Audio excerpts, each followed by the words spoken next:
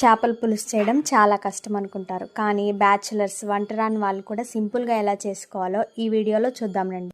ముందుగా mixie jar తీసుకొని ధనియాల పొడి, కారం, అల్లం, వెల్లుల్లి, ఎండు కొబ్బరి వేసి ఈ విధంగా పొడి చేసుకొని పక్కన పెట్టుకోవాలి.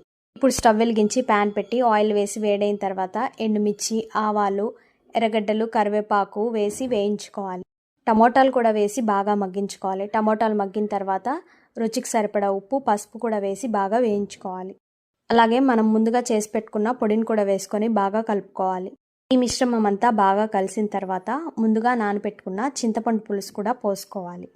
పులుసు బాగా ఉడికిన తర్వాత ముందుగా శుభ్రం చేసి పెట్టుకున్న చేప ముక్కల్ని కూడా వేసుకోవాలి. చేప ముక్కల్ని బాగా ఉడికించుకొని చివరిగా కొత్తిమీర వేసుకుంటే మన గుమగుమలాడే చేపల పులుసు రెడీ. మీరు కూడా ట్రై చేయండి. చాలా ఈజీ అండ్ టేస్టీగా కూడా ఉంటుంది. అలాగే మన ఛానల్ని సబ్స్క్రైబ్ చేయండి. వీడియోని కూడా లైక్ చేయండి.